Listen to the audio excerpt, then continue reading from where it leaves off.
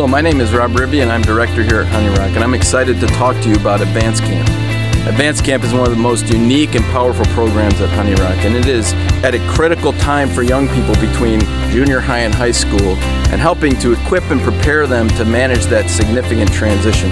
It's a 3-week program that has a wilderness trip, some significant in-camp experiences around our activity areas and Bible studies, and then thirdly has a significant service component.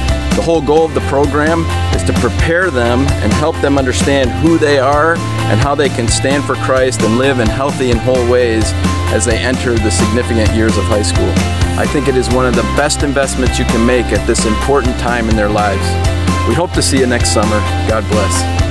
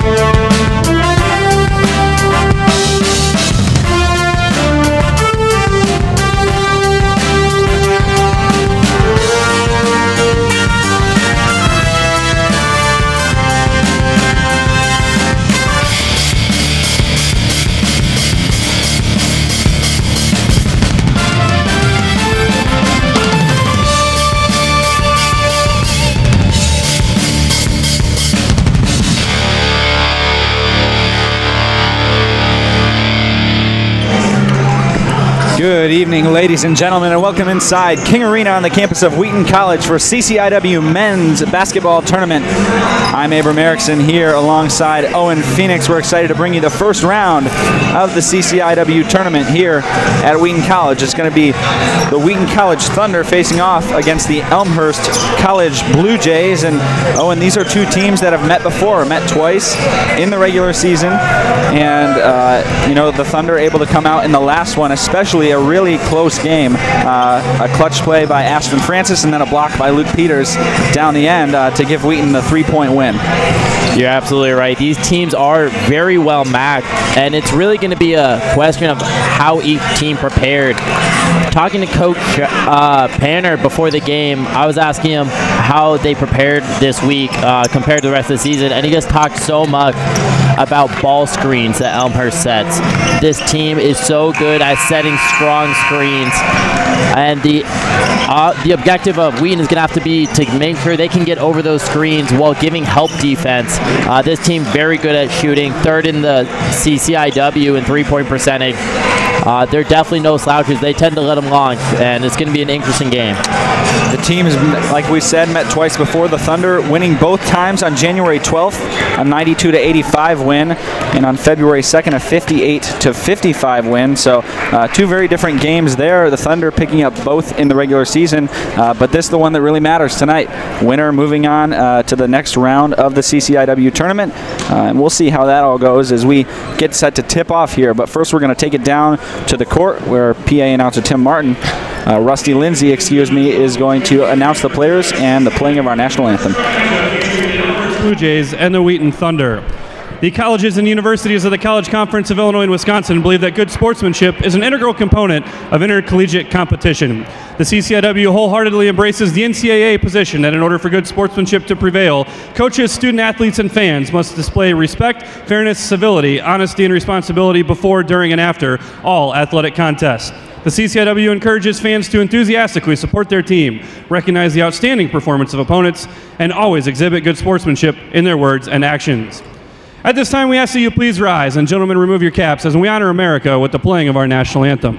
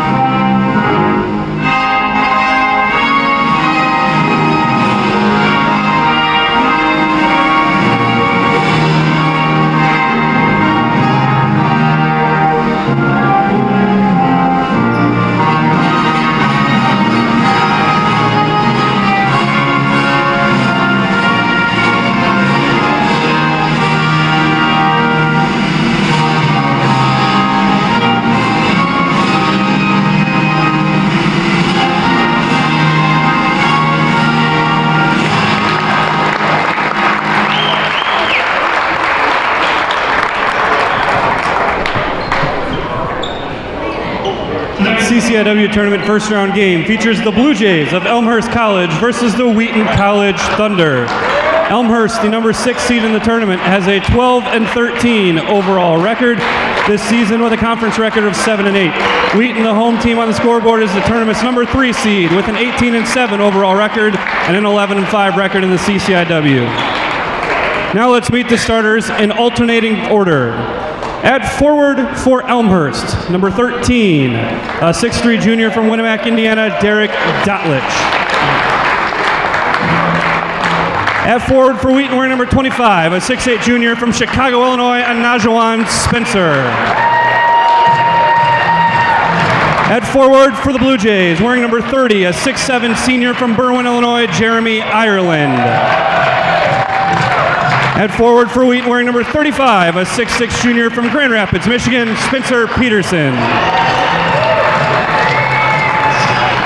At center for the Blue Jays, wearing number 42, a 6'7" senior from Athens, Greece, Pavlos Marakis. At guard for Wheaton, wearing number 22, a 6'1" sophomore from Orlando, Florida, Niamie Adom. At guard for Elmhurst, wearing number 1, a 5'10" sophomore from Chicago Heights, Illinois, Jake Rohde. At guard for Wheaton, wearing number 1, a 6'1" senior from Tyler, Texas, Aston Francis. At guard for Elmhurst, wearing number 4, a 5'11" sophomore from Flossmoor, Illinois, Nick Perry. And at guard for Wheaton, wearing number 10, a 6'4" senior from Medina, Ohio, Luke Peters. The head coach for Elmhurst is John Baines. The head coach for Wheaton is Mike Schauer. The officials for tonight's game are John Washoe, Mike Kashirski, and Dale Brady. After the introductions, we are ready to get things kicked off here inside King Arena. Again, Abram Erickson with Owen Phoenix on the Wheaton Thunder Sports Network, bringing you the first round of the CCIW men's basketball tournament. You see Elmhurst face off against the Thunder tonight, the 3 seed Thunder against the 6 seed Blue Jays, and both teams stepping up to get ready here. The starting lineups you just heard, it's Rohde, Perry, Dotlich, Ireland, and Marakis for the Blue Jays. And for the Thunder, it's Francis, Peters, Adom, Spencer, and Peterson. And Abram, a matchup we're going to want to watch tonight is Luke Peters versus number 1 Rohde from Elmhurst. Last time these two teams met, Luke locked him down.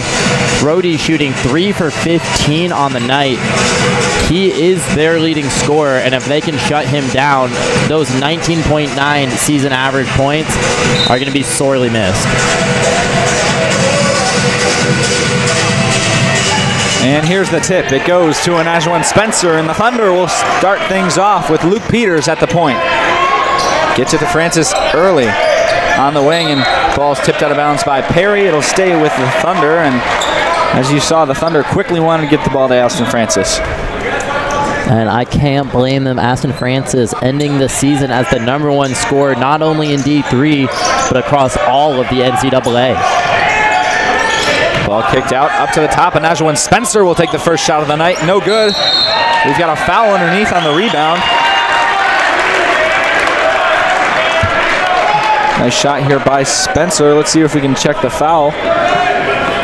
Peterson gets sandwiched in there between two Elmhurst players. Looks like it's going to go against Dotlich. 13, his first foul of the night. Peters set to inbound.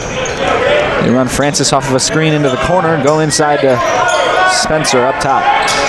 Swing pass to Adom. Now Luke Peters drives in with the right hand. Slices, and a layup is off the board. I like that ball movement, though. Consistent ball movement is what works for this team. That's how they get their points. They become predictable when they rely too heavily on Aston Francis, so it's nice seeing players get touches early. Nice hedge on the screen there as Rohde dribbles around with the left hand. Into the corner to Dotlich, guarded by Adom. Run him off a high screen as well. Marakis will take a 14-foot jump shot, and he knocks it down. First points of the night go to Pavlos Marakis and the Elmhurst Blue Jays. 2-zip with 19 minutes to go. Coach Painter stressed those ball screens, and already we're seeing why they prepared so heavily for them. Aston Francis, his first shot of the night. Three-pointer is short. Rebound, Marakis out to Rohde. Now it's Dotlich. Try to go down low to Ireland. Ireland gets inside, blocked by Anajuan Spencer. Ball tipped out. Luke Peters, the one that scoops it up. That was great help defense, clogging him in the lane there. That's exactly what you want to do. Ireland, the leading scorer the last time these two teams met, with 21. And now a foul up top. Nick Perry to get caught with a hand check on Aston Francis.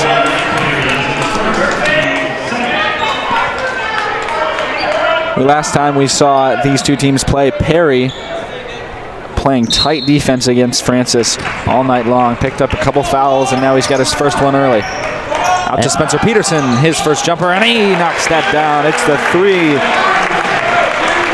3-2 Thunder lead. And it's a double-edged sword guarding Aston Francis so heavily. You can get him off his roll pretty early, but then he gets angry, and we've seen what happens when you get Aston mad. Rhodey pulls his first shot, and Peters right there to block it. That's great recovery by Peters as he got beat on the outside. Rhodey took the screen to the left, jumped up. Peterson was there to help, but Luke Peters got in there with a block. Dotlich now out to Ireland. Pump fake. Drives inside with the right hand. Kicks it down low to Maracas. Stolen away by Francis. And Thunder on the break. Up to Nyamia Adom. His jumper. Good. Nothing but net is Adom pulls up for the short jumper on the wing. That was a pretty mid-range. That was a really good look by Adom. Perry outside. You see Peters really staying on Rhodey here near the bottom of your screen. Pass inside to Maracas again. Works against Peterson. Out to Dotlich. His first shot. He gets the 3 to go. Rims and then drops in. 5-5 our score with 17 minutes and 15 seconds to go. Peterson in the corner. Tries to hit Peters on the cut, but it's knocked away. Now out front to Rhodey. 3-on-2 for Elmhurst. But Rhodey mishandles it and has to slow it down. Maracas goes over to Dotlich. He takes another 3, a deep one, and he's got that one too. His 6th point of the night. Dotlich catching fire early. That is going to be concerning for Wheaton if they can't shut him down. You talked about this team as a 3-point shooting threat, and already we've seen it here. Francis, another 3. He knocks it down, and now it's 8-8. Picks up the phone and answers from Dotlich to Francis. Well, Francis can't get shown up in his own arena. Perry outside to Rhodey. Rhodey, as you mentioned, 4 points in the last meeting. Peters doing a great job on him. They've tried to work through him early. And it's with that length and speed Peter has. Most guards have one or the other, but he's blessed having both. Perry works inside, a skip pass all the way into the corner. It's thrown away. Wheaton ball, a turnover from Elmhurst. Wheaton's doing a great job of rattling this Elmhurst offense early. That's going to be great if they can continue this and start getting their shots to drop with some consistency. And now we see some full court pressure from the Blue Jays early, but it'll immediately be a clear out once they got the ball in. So Peters goes up to a dome, drops a nice pass down on the block to Peterson, almost tied up, gets it over to Peters. Peters takes a 3-pointer off the front of the rim, no good. Out to Dotlich. Dotlich of the right side, gets a screen from Maracas, pulls a 3. He hits it. That's 3 in a row for Derek Dotlich. Dotlich is a problem for this team, scoring 9 of their first 11 points. Peterson out to Francis. Francis a deep 3 over 2 defenders. Off the back of the rim, no good. Out to Rhodey. Dotlich calls for it. Now he's wide open. He hits another. 4 in a row. It's 14-8. The Blue Jays lead. They're going to have to start playing Dotlich a little bit tighter. I have not seen someone catch fire like this in a while. Luke Peters able to calm the Elmhurst crowd with a nice layup. Right-handed drive right into the lane and up and in. 14-10 the score as Perry gets it to Maracas. Short jumper air ball by Ireland, and we haven't seen Ireland get a shot yet as he leading scorer last time these two teams faced off. Francis guarded by Perry down the block. Anajuan Spencer, a three-pointer. That one's long, off the backboard. Francis there to get it, but Maracas comes down. Francis put up a good fight.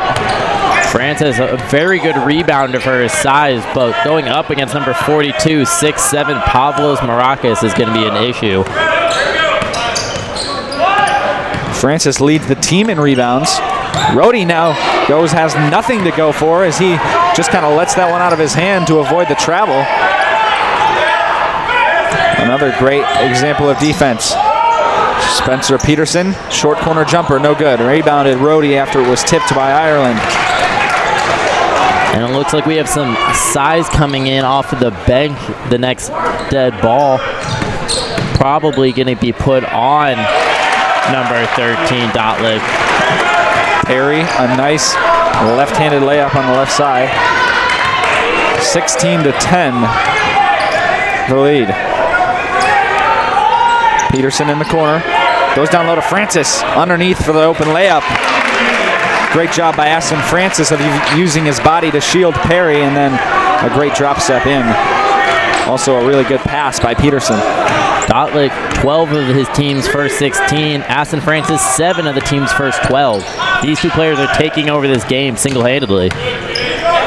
Rhodey up top, works in towards the elbow, goes up against Peterson, puts it up off the glass with the spin, and now with only 7 minutes gone, he's got half of his total from the last time these two teams faced, and 18-12 is our score. Flare screen out to Spencer. Skips it up across, top of the key. Adom hits his three-pointer. Nyamie Adom knocking that down for his second bucket of the night. He's got 5. Wheaton's doing a great job of driving this team off of the three-point line, shooting 4 for 4 on the night, but not that many opportunities they've gotten. Rhodey pass underneath, and now it's going to be called a goaltending as Anajuan Spencer got there late. And let's take a look on the replay if the ball was still on the way up, if it was coming down. That's tough to tell. It's up at its peak there, and referees call it a goaltending as we head into the under 16 timeout. Yeah, Abram, those calls are always the kind that nobody is happy at the end of it. Someone's going to be unhappy. Looked like it really could have gone either way, but great athleticism by Spencer, though. And 20-15, our score currently. Story of the night in the first 6 minutes has been Derek Dotlich. 4 for 4 from the field. All 4 shots being threes, and he's got 12 of Elmhurst's first 20. Over on the Thunder side, Aston Francis with 7, Nyamie Adom with 5, and then a Spencer Peterson has a 3 of his own. So scoring pretty spread out on the Thunder side. Over looking at the box, Elmhurst 2 turnovers to Wheaton's 1. So in that area, both teams doing all right. As we look to come out of a timeout, as you said, Owen, we're going to have 2 new squads. Aston Francis and Luke Peters will be the 2 that remain on the court for the Thunder. Number 24, Luke Anthony. Number 5, Trevor Gunter. And number 3, Kobe Eichelberger. All check in for the Thunder. For the Blue Jays, we've got number 3, Nick Balcom. We've got Rhodey and Ireland still out there. 25, Austin Brown comes in. And now another full court pressure. This one looks more like a trap, and then they're going to let it go. 11, Ryan Patton, the one to apply the pressure there. He's also a new arrival. Yeah, and Gunter, the handoff to Francis, bobbles it, but Luke Anthony right there for the rebound. Got to get it away underneath, and now Gunter fouled on the way up. He's heading to the line for our first free throws of the night. As we know, playoffs are an entirely different picture. You can see Gunter right here going up, just getting fouled. But playoffs are an entirely different picture, so look for Luke Peters, Aston Francis to stay in most, if not all, of the game. They're both staples of both ends of the floor. Luke Peters, Coach Panner called as good a defender as you'll see in America, especially in D3. He's so long, he's such great defensive instincts, and then obviously Aston Francis being the offensive cannon that he is. Gunter gets the second to go. It's Balcom that'll bring it up now with Perry taking a seat. The screen, Patton guarded by Luke Anthony. They run Rhodey off one as well. He's at the elbow. Has to kick it out, goes to Balcom. Screen by Ireland. Nice hedge by Eichelberger. Allows Francis time to get over. Beat him to the baseline. And a turnover as Balcom steps on the baseline. And now we got another timeout here as it is the under 12. And that was great defense on the baseline by Aston Francis. Wheaton is playing with this energy that I just love, and that comes straight from Coach Schauer, Panner, all the rest of the assistant coaches drilling that into his guys. They're coming out fighting. They know they need to win this game, and I like the aggression we're seeing already. Yeah, and I'm very pleased from what I've seen from the Thunder. 4 3-pointers in a row by the same player can really, really slow you down at the start of a game, and that's demoralizing when a guy comes out, shoots from anywhere in the gym, and is knocking him down. We heard the Elmhurst crowd get up here in King Arena, and the Thunder have really weathered that storm. They're only down by 4. It's 20-16 with just about 12 minutes to go. So only a 4-point deficit, while Dotlich sits at 12 of his team's 20. And the encouraging thing is that Dotlich, this should be expected, shooting 43% on the season. So coming out having the team's best three-point shooter, one of the best they faced this year, shooting 43%, I think that's something they feel like they can manage. It's not as if it's a freak accident that they're just getting burned by, and that's really encouraging at the end of the day. This team loves the full court press, but just clear out at a moment's notice. Yeah, it really looks like they're trying to get a turnover or maybe a 5-second violation, and then as soon as the ball is in successfully, they peel off. Look to see if they turn that into more of a trap as the game goes on in some of the more important moments. Oh, I wouldn't be surprised, especially at the end of the halves. Anthony kind of hit as he was outside. Now Peters works in, hop step, left-handed layup, no good. Out to Rohde. Rohde on the left, guarded by Anthony, picked up in transition. His first three-pointer of the night, off the rim and out. And that's going to be tipped away by the Thunder as Gunter and Eichelberger both got a hand on it. Spencer Peterson and Anajuan Spencer checked back in for Gunter and Eichelberger respectively. Rohde the one to throw it in. Goes all the way out to Ireland up top, guarded by Anajuan Spencer.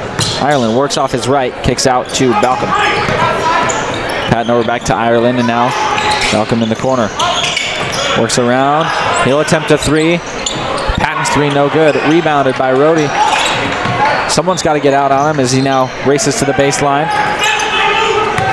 Ireland will pull a three after the hesitation, and it's wide right. Francis chases it down before it heads out of bounds in the corner. Peters is lucky that didn't drop. He bit hard on that pass fake. Francis, open three as his defender stumbles and he knocks it down. That's all the separation that Aston Francis needs. Nick Balcom stumbled off the screen and paid for it. That is so pretty. Score is brought into one. Over to Balcom, he'll take a three of his own. Off the board, no good, too strong. Peterson out to Peters. And that's when Spencer fills the lane, but Peters will take it himself. Offensive foul called against Luke Peters. Ryan Patton, the one to take it. Peters here just drives to his right, gets down on the block, and they're going to get him for dipping that left shoulder. Luke Peters' first foul of the night. Niami Adom checks in for Peters. We've got Dotlich checking back in, so watch that as he's the only new arrival for the Elmhurst squad. I'm interested to see how Schauer handles player fouls in this game. Players with importance become even more important in a game like this, so getting a foul early, I wonder how long Schauer plans on sitting Peters.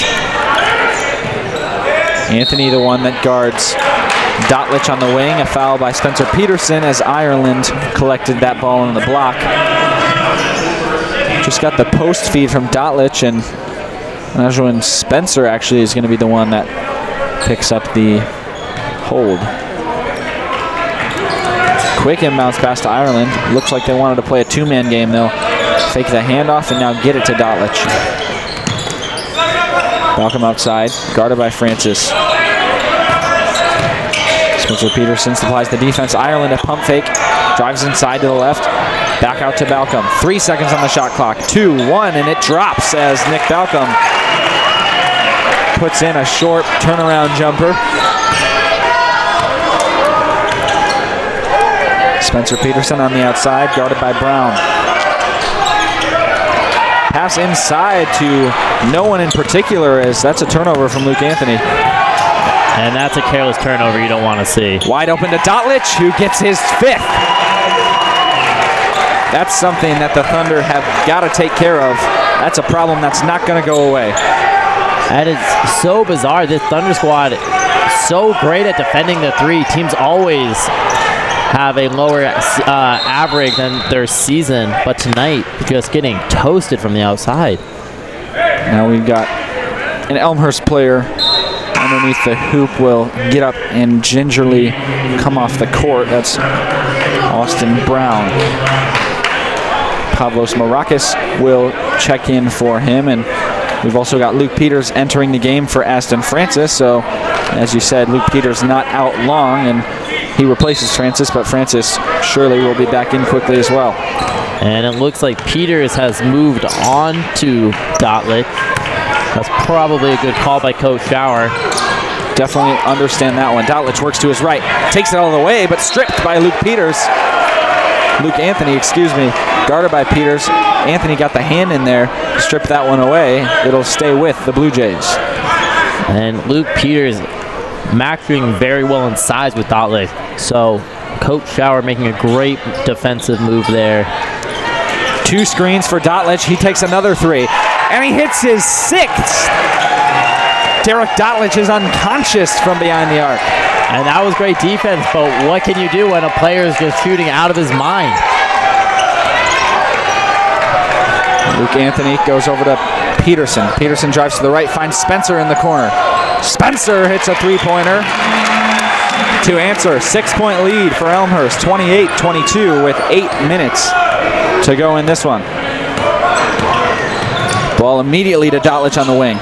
Feeds it through to Balcom, and Adome is going to get caught for the reach. And I can't blame them for this move. Dotlich rolling to behind the arc. Luckily for Wheaton, only down 6. Dotlich 6 for 10 from 3. The only player who has made a 3, though, and that's the important thing. They've kept everyone else off the line. And if they can continue to do that, they just have to contain Dotlich a little bit. Dotlich pulls another, and there's the first miss, but it's rebounded right away by Marakis. Out to Patton, and now it's Ireland on the block. Got to get it back out to Patton. Drives in left hand, layup, no good. Tipped out. Tyson Cruikshank, the rebound. The freshman gets on the stat sheet as he just checks in. Aston Francis back in as well. Splits 2 defenders. Takes it into the lane, and he's fouled on the floor before the shot. And this is a great move by Francis. So well, giving them that hezzy, just driving in between them. And I like putting Cruikshank in this scenario. Like you said earlier, having a player like Dotlich just nail you 6 threes right in your face can be so demoralizing. But as Schauer said it before, Cruikshank is such a spark off the bench and provides so much energy that putting him now can give them some sense of life in a pretty demoralizing situation.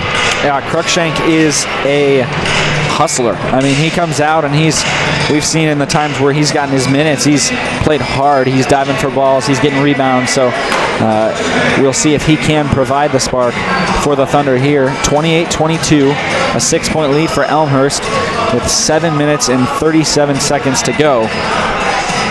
As the Thunder head back onto the court, it's going to be Aston Francis, Spencer Peterson, Luke Peters, and Oswald Spencer, and Tyson Cruikshank will be their 5. Elmhurst looking to come out of the huddle as well. Wheaton, thankfully, has come out this game playing pretty strong themselves, shooting 5 for 12 from 3. We've seen them come out cold. So they're very lucky that they've been able to come out and make their shots, especially when the other team is nailing them like they are. Shooting 5 for 12, the other Elmhurst 6 for 11. Not too different. The only difference is who's making them. Inbound goes immediately to Cruikshank, and now we see Elmhurst settle into kind of a box and one that we've seen them go into before. Got 4 guys playing zone defense, and then Nick Perry glued to Aston Francis. Peters, a great pass from Peterson, finds him down low for the easy layup. And that's the danger to committing too much to Aston Francis. We have so many other players who can make big plays. See another defensive lineup now. It's Rhodey guarded by Peters, and then Dotlich guarded by Francis. Rhodey gets outside. It's a screen off of Maracas. Good hedge by Peterson, and there's Ireland in the short corner. Goes out to Dotlich. Shot clock down to 5. Hands off to Ireland. Ireland's going to have to get it off. Step back 3, throws it up, air ball. And it's going to be a shot clock violation. The ball goes back to the Thunder. I like the move of putting Francis on Dotlich. Francis has a considerable vertical. Just a freak athlete out there. Being able to jump up and contest the shot is slightly more than Luke Peters may be able to. Also such a strong player. So physical. That's Francis. Now nice spin move into the corner. Fadeaway three-pointer short. Dotlich with the rebound. Rhodey in transition. Spin move, kicks out to Dotlich. Dives left, step back. Holds onto it there. Thought he was going to go up, but decided not to. Now it's Dotlich outside, and they'll get him on the travel. Dotlich, as soon as he caught that one, took a step, and now it'll be a turnover back to the Thunder. Kobe Eichelberger checks in for Anajuan Spencer. We see a little more full court pressure here from the Blue Jays. Goes out to Peters, and then there's the clear out. Just like clockwork. I think Elmhurst is trying to lull the Thunder to sleep here. Come out, clear out as soon as the ball gets entered. One of these times, they're going to come in with a full trap as Cruikshank takes the 3 and he hits it. Beautiful setup play there as Cruikshank ran around a couple screens, popped out on the left wing. Peterson hit with the cross-court pass. And this is what good teams do. They rely on each other. When one player is struggling, they give it to someone else. Cruikshank not getting the most minutes on the team, but still valuable in every sense. Spin move, drop step by Ireland, and count it. And 1 as he heads to the line. Beautiful play. Eichelberger just a little bit out of position, drop step inside, and then, though his hands were up, definitely got him with the body. Ireland a chance for a 3-point play. And at some point, Elmhurst has done a great job of driving to the basket, really slashing and getting contact. We're going to have to start seeing Aston Francis start to make some of those moves too. Shooting 4 for 9 on the night, but 7 of those from 3. But we've seen him be so lethal at getting to the basket. He's going to have to transition at some point, you think. Another great pass. Peterson was wide open after he ran off the screen up top, and Luke Peters found him for the easy bucket.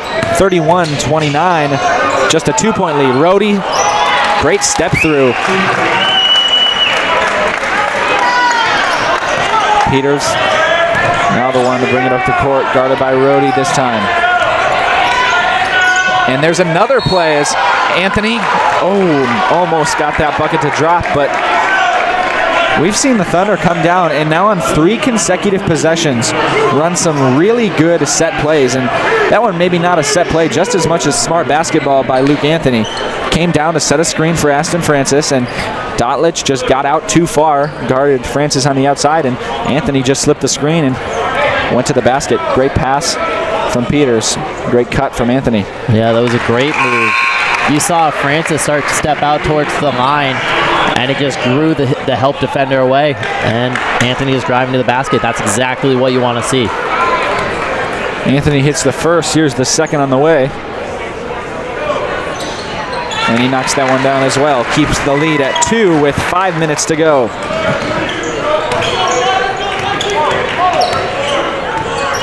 Perry hands it off to Rhodey as the one to get things going on the Elmhurst side. Double screen off Maracas.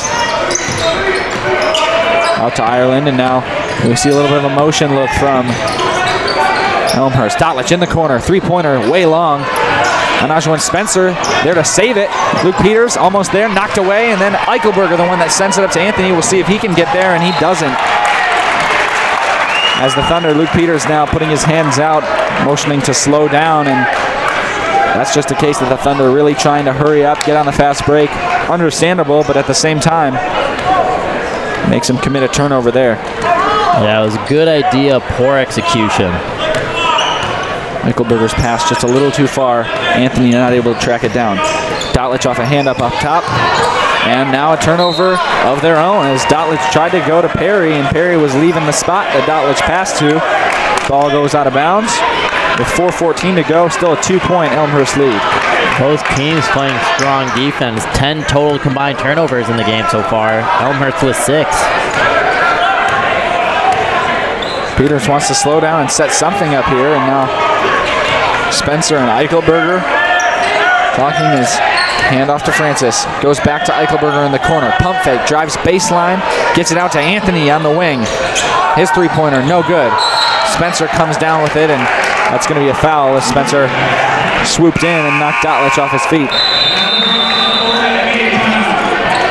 That was great play by the Thunder. Unfortunately, couldn't drop. But once again, we talked about that ball movement. That's how they're going to get baskets, and they've done a pretty good job of it tonight. Dotlich obviously coming out, having 18 already in the first half. 3:47 left in the game. Wheaton only down 2, though. That's not bad when a player goes 6 for 7 from 3 to start the game. Yeah, that's the silver lining to this first half for the Thunder, is that they're in a 2-point ball game, and they had a guy that hit 6 straight threes on the other team. He's now since missed his last 2, but certainly, you know, at some point the streak had to stop, and whether it gets back going again, we'll see. But to be able to withstand a 3-point barrage from Dotlich as he knocked down just 18 straight points, the Thunder staying within 2. Certainly encouraging for that squad. And I think that says something about the mental training that this team goes through. I've seen teams completely collapse in the face of a player getting hot like that. But Wheaton staying what they need to do, not overly helping with Dotlich, letting other defenders drive to the basket. It's what you want to see. It's just a testament to how good of a coach Schauer is for these guys. Peters and Cruikshank out there, along with Francis, Spencer, and Peterson. Interesting note, Aston Francis has not gotten to the free throw line tonight. That's not something we typically see from him. I wonder how his game is going to change in the next 3.5 minutes. Brody off a screen from Dotlich. Hop step out to Maracas.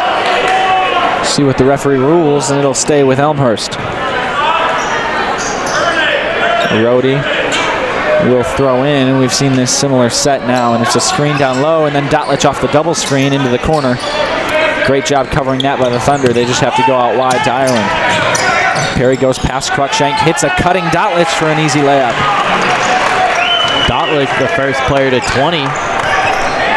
7 for 9 on the night. And he's there early with 3 minutes to go in the first half. We may actually see Aston Francis get outscored for the first time. Well, we'll see about that. There's a lot of game left as Peterson, three-pointer, no good. Spencer tipped it up. Almost had the rebound, but it goes into the hands of Ireland. Brody kicks out. Ireland a pump fake. Nothing there from Spencer. Dotlich drives with his left.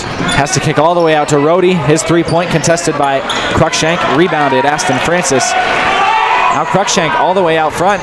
Goes up against Ireland, puts up the layup, and it's good. Great job by Cruikshank against the much taller Ireland to go up, use his body as a shield, and flick it up with the left hand. That was a good play. That's exactly what you want to see from Cruikshank. Jumping out early for the fast break. And just like that, he's got 5 points. Ireland down low on the block. Out to Perry, and now Rhodey, who's guarded by Peter. Ireland outside will take a three. It's right. Maracas gets it down low, and then it goes Thunder way as there was some confusion underneath as to who would get that one, and it is the Thunder. And that's a good play by the Thunder, playing good defense. What's interesting, the score is more spread out for the Thunder than it typically is. Having Aston Francis 10 points, and then another 3 players with 5 having combined 33. Cruikshank off the screen, the quick shot, and it doesn't drop. but almost as Rhodey comes down. This game's been close, tied at a 2-point lead for Elmhurst for the last couple of minutes as they've traded basket for basket. Ireland spin move down low, and that's just a great post move. Spencer arrived a little late, and Ireland used it to his advantage, kept him off balance. Great scoop layup. Spencer loses the ball off the dribble and goes out to Rhodey. Now 1:30 left. Rhodey off a screen, goes back to Brown. Over to Balcom. Ireland underneath, and he gets another to go. Timeout. Coach Schauer as that 2-point lead quickly turns into a 6-point lead, 39-33. The Blue Jays lead the Thunder. And Coach Schauer saw enough of that. He did not like what was happening. We go to Ireland on back-to-back plays, and he finishes both of them. One good thing to note, though, was that Austin Brown of Elmhurst checked in on that last possession. He's the player we saw go down underneath the basket and came up a little sorely afterwards, but we see him back out on the court now. That's good news. There's 1:17 to go, 6-point deficit. And as they have finally somewhat shut down Dotlick, obviously not entirely, still making a pretty considerable impact in this game. But Jeremy Ireland has finally caught a little bit of heat going 3 for his last 4. Anthony, that was the one to bring it up. Interesting. Not something we usually see. Looking to run some specific plays. They get it right back to him in the corner. Wide open for the 3. No good. Now Rhodey gets it out to Brown, and then bounce pass into Dotlich off the break. A great block off the backboard by Anajuan Spencer. Spencer pinning it to the backboard. And not only did you see it, you heard that one echo through King Arena. Francis to the right, and Balcom caught for the reach. He's not happy about that. Thought he got ball, and he did, but had to go across Francis's body to get it. Yeah, that's going to get called more times than not. Man, I think you heard the echo of that block and then the echo of my jaw hitting the table. Ireland almost beat him again, but he said no that time as Peterson takes a 3 from the corner. It's short, bounces high, a long rebound out to Brown, and now Rhodey wants to slow it down as he calls a timeout with 30.6 seconds to go. Crosses the half-court line, so it'll be Elmhurst ball out of the timeout.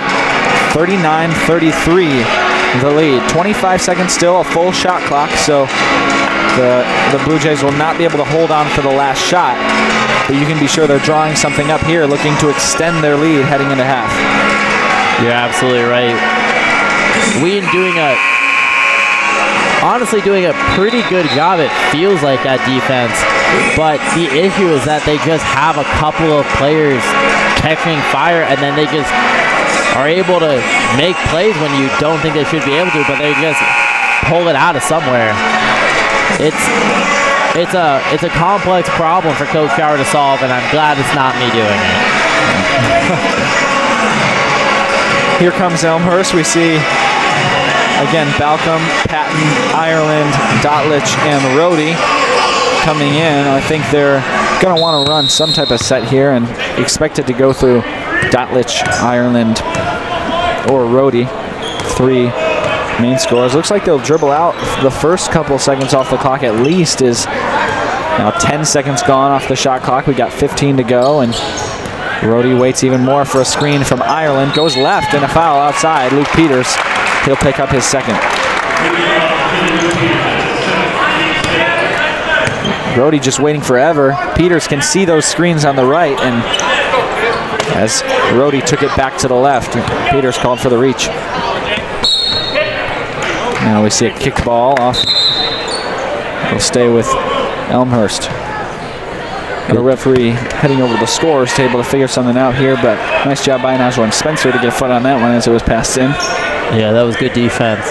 They just need to get through this last 12.1. Looks like the shot clock changed a bit. I think just get through this without fouling. Now the shot clock is turned off, so Elmhurst can hold on after the foul. Rhodey, a wide open three, off balance, knocks it down, 42-33, 3 seconds to go. Francis brings it across up to half court, almost drills the half court shot as the buzzer sounds heading into halftime.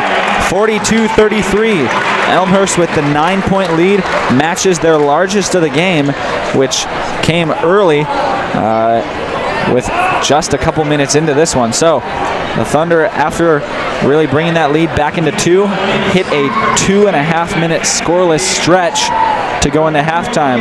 They're certainly going to look to come out of half, changing that, bringing it to the other way. So as we see them come out, we'll look for definitely an increased energy. And the thing that happened really at the end is just they got a little lax on the defensive end. Ireland did a good job, knocked down a couple shots, and Rhodey did there at the end too. Yeah, you're absolutely right. They just need to step up the defensive pressure like they had at the beginning of the game. Dotlick obviously burning them, but they kept the rest of the team at bay. And the issue when you have one player kick hot and then the rest of the team start to get along in that same rhythm, it's going to be trouble. You can't win a game like that. So if they can come out, shut some things down, we can see a much different team in the second half and then just get their shots to drop. 42-33, Elmhurst with the lead here in the first round of the CCIW tournament. Thanks for tuning in to the Wheaton Thunder Sports Network. We'll see you after half.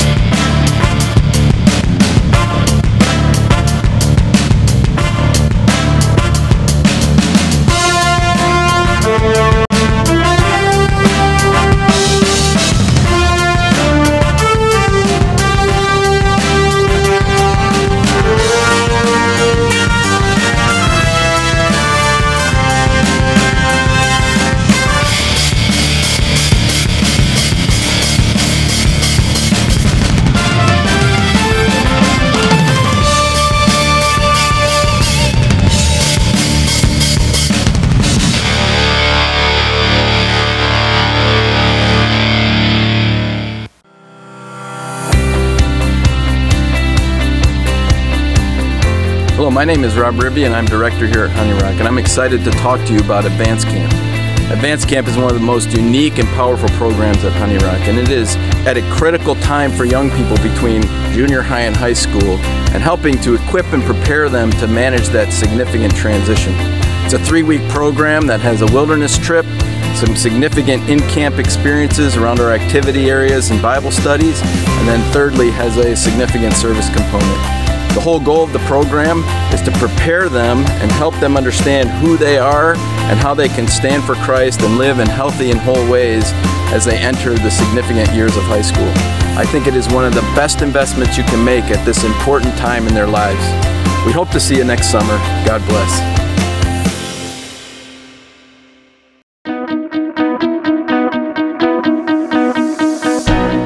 I think a lot of today tries to emphasize how much you need to be the individual and how much you need to kind of have your plan set out for you as soon as you reach the end of high school. Vanguard just kind of popped out of nowhere, and the idea of a gap year, spending it in the woods, and I felt like I just needed to take some time away from the kind of rigorous academic world just to kind of recenter myself. I feel like this is probably one of the best decisions I've ever made, was to take a gap year.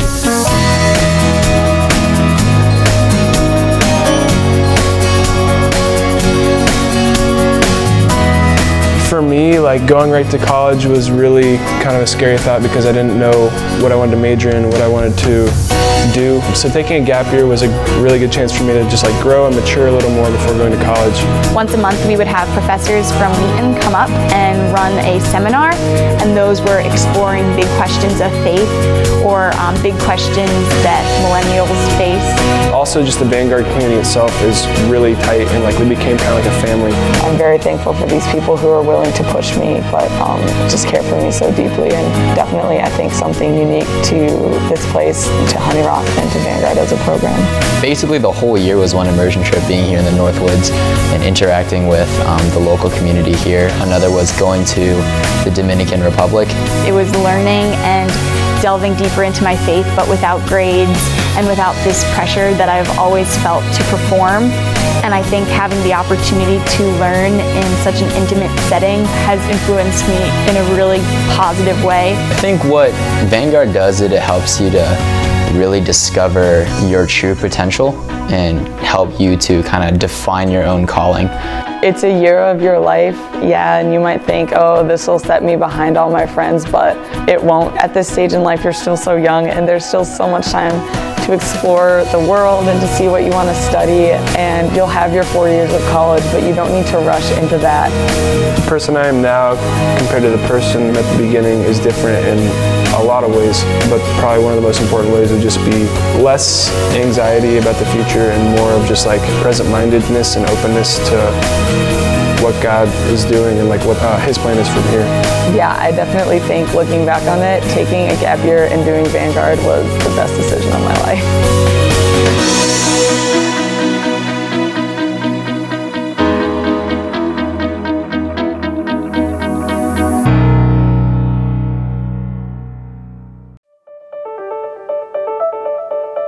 Every day, as students attend chapel, meet friends for lunch, or raise their hands in class, they encounter the Wheaton Fund at work, ensuring the excellence of their Wheaton College experience. Because of the Wheaton Fund. Because of the Wheaton Fund. Because of the Wheaton Fund. Because of the Wheaton Fund, Wheaton students receive a Christ-centered liberal arts education, led by world-class faculty, preparing them for a variety of kingdom vocations. Because of the Wheaton Fund, all Wheaton students can grow in their faith through chapel, small groups, and real-world ministry experiences. Because of the Wheaton Fund, students can participate in a more holistic Wheaton experience through extracurricular activities such as clubs, athletics, student government, and more. Because of the Wheaton Fund, students get to live, learn, and play in world-class facilities. Everything from light bulbs illuminating late-night study sessions to lab equipment fueling discovery in Myers Science Center. It is made possible by the Wheaton Fund. Because of the Wheaton Fund, the total excellence of a Wheaton education is made affordable for all of our students. And that's only possible when family, friends, parents, alumni give generously to the Wheaton Fund. Because of you, lives are being transformed each and every day on this campus. People that will lead society and serve the church in the next generation. Because of the Wheaton Fund. Because of you.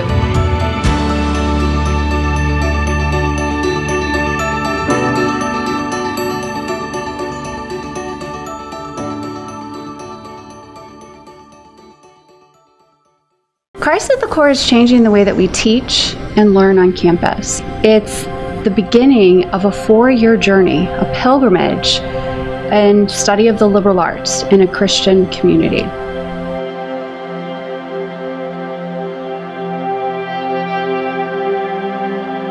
The first time I heard about the Core Seminar was in my spring connection of my senior year. So what really stood out to me was what they said that went along the lines of, in order to know your career, you first have to know your identity. And that completely blew my mind because all the other schools talked about how I could excel in this subject and grow in this career field, but no one asked me who I was. Through the seminar and through my professor, Dr. Keith Johnson, I've learned that being a student is a vocation, it is a calling. The Lord has placed me here and my classmates here for a reason. The first year seminar is really built around introducing what we mean by Christian liberal arts, and that is not just to study that, but to actually do it. As we read texts, think about great ideas, refine our writing, make arguments, listen respectfully to students that differ from one another. So homework wasn't a chore. I engaged deeply with the readings because I wanted to come to class with an insight to share and ready to learn from the students around me. It was an exciting opportunity, and I felt valued as an individual with the things that I could share with the classroom as well as learn. The Christ at the Core and Advanced Integrative Curriculum is important for our students because it gives them an unparalleled opportunity for critical inquiry and to understand how their academic engagement informs their faith, and also how how their faith informs their academic engagement. It's really cool to be in a class that is just combining two very different disciplines, being taught by two different professors, Dr. Townsend just in the Department of Natural Sciences, and then Dr. Barwigan in Christian Formation and Ministry Department, but then seeing how they interact so beautifully in class and how they really just build on what each other are saying. Students are getting expert knowledge in two very disparate disciplines, and that they're now having to learn how to integrate this. Right. So it teaches them from a liberal arts perspective how to not only take kind of these silos of content and learn it, memorize it for a test, but to see that everything that they're learning contributes to one another. One of the best things that I've experienced is team teaching and actually having a chance to learn from you. No, absolutely, that's true. I remember when we had this moment where we were teaching Ursula Le Guin, and I thought this is perfect because we've got a literary scholar and a political philosophy person together, and a man and a woman dealing with issues related to gender. And I thought this is such a great experience for the students to be able to hear us working that out, talking that together. So one of the outcomes in the first year seminar is to learn how to articulate the gospel. And so we, as a seminar, gathered and went to the basement of the Billy Graham Center and went to the pulpit there and began to practice proclaiming the gospel to each other. It was fun to do it together, to hear each other as we were learning better how to communicate the truth of Jesus Christ. Part of the seminar experience is that we really build a community over the semester that we are together.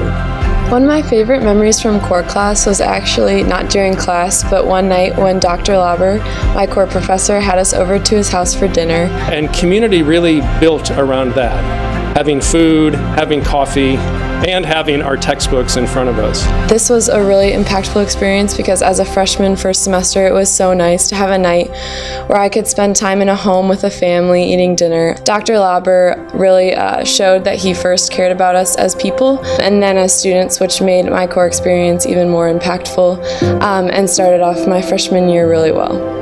And ultimately, this is what it's about: an education for life, a preparation for a life of service, because Christ truly is at the core of what we're doing here.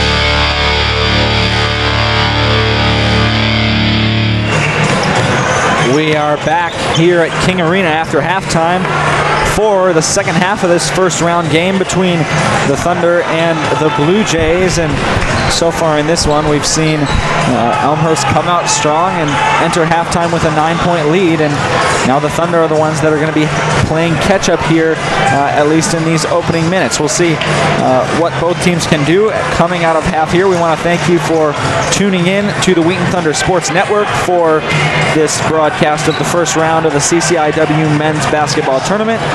And we're proud to be bringing you Wheaton Thunder basketball. Owen, we saw Elmhurst go on a stretch right before half where they put together 6 straight points, actually a 7-0 run in the last 2.5 minutes, and really extended this lead from 2 to 9. What is it as the Thunder come out of halftime that you think is going to be really important in shortening that lead pretty quickly? It's going to be defensive consistency. We've seen them have stretches where they shut Elmhurst down and then stretches where they just don't seem like they have any life left in them. That combined with driving to the basket, we haven't gotten to the line very much. 3 for 4 on the night. But we've seen players like Aston Francis get their game going, get a lot of their points from the line. Same with Eichelberger or Luke Peters. But no one really driving and slashing and getting contact. So look for Aston Francis to come out this half, be more aggressive, get more of his shots. 10 points in the first half is not what we're used to seeing. So it should be interesting. I hope that's what they do. Get some free points. Get Elmhurst in foul trouble early, and they can play this game the way they want to play it. Yeah, that's something that's been interesting. We've talked about how these two teams have faced off in close games before, and things stayed relatively clean during the first half. Neither team getting in the bonus. Both teams not playing extremely physical, something that surprised us a little bit out of this one, but we'll see how the second half plays out as it inbounds and clock begins to roll with Elmhurst starting out with Perry up top. Rody's guarded by Peters. Dotlich, the hot hand in this first half, goes over to Perry. Now Dotlich outside again. Right-handed dribble, kicks it back out. Dotlich from the corner for 3, no good. Rebound Ireland, out to Rody. Rody has to kick it out to avoid the travel. Ireland works down low against Spencer. Ireland goes up, great defense. Now a Dome swooping in to pick that one up in a good defensive sequence. Exactly what you want to see from the Thunder coming out of this one. Quickly a foul on the other end by Perry. And two things that we wanted to see happening in this first possession. Now, you don't want to give up the offensive rebound on that long three-pointer like they did. That's not a positive, but being able to recover from it and play good defense after that. Great job by the Thunder, and now drawing a foul on the other end. Yeah, that's exactly what you want to see. And great defense by Spencer, not getting fouled in the low post. We've seen our bigs be in foul trouble a lot this season. So if they can stay away from that for most of this half, that would be great for this team. Francis gets his hand in the lane on a pass to Dotlich. Perry the one that has to come out and get it, and now Rody up top. He's got a screen on his left from Dotlich. A switch up top, and now a foul on the floor before the shot. Peters picks up his third, and that's going to be something to watch, as Luke Peters, such a good defender we've talked about. Losing him for any stretch of time is going to be difficult for the Thunder. And Crookshank coming in for him. Always a blow to lose your best defender, but we talked about earlier, Crookshank has been great already for this team in providing that energy. Let's see if he can do it here. Ireland gets the ball on the block and then loses it. Off the dribble, great job by Anajuan Spencer. Ball up to Crookshank. Wanted to get it to a Dome on the cut, but couldn't. Now goes out to Spencer. Three-pointer from the corner. It's good, and he hits it. There's life back in the Thunder offense as the first bucket of the second half comes from Anajuan Spencer. Both teams have made 7 threes on the night. Difference is coming from inside the Dome. Arden Rody spins back to the baseline, goes to Maracas. A short bunny, and he just leaves it short. Didn't get enough on it on the wide open layup, and now a Dome brings it down the court. Crookshank outside, guarded by Dotlich. Peterson, and now we see another foul. This one's going to go against Perry as well. 2 quick fouls for Elmhurst. And both on Nick Perry. And that's what you want to see. 3 personal fouls on him. He's been the one that's been tracking with Francis all night. Getting him off the court is pretty valuable. And the expected choice to sub him out for Nick Balcom. Crookshank's got to get it in, gets it to the corner just before the 5-second call.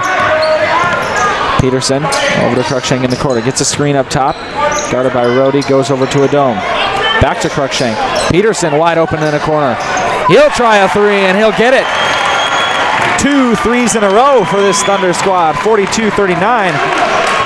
The 9-point lead turned into just a 3-point lead in these first couple minutes. And I said they needed to drive, but getting cooking from behind the line works just as well. Maracas, ball's on the ground, almost didn't pick it up. Ireland backs down, layup, no good. Great defense by Anajuan Spencer. We saw him get beat a couple times right before the half, and not yet this time. Francis, three-pointer, in and out as King Arena would have exploded with that equalizer. Rhodey up against Cruikshank. Kicks back out to Ireland, and now Dotlich on the wing. Steps back and has to pull it out. Rhodey works across. Again, pulling it out. 15 left on the shot clock. Drives to his right. Great defense by Cruikshank. And now they're going to get him for the foul. And after all of King Arena's on their feet, you can hear the boos raining down.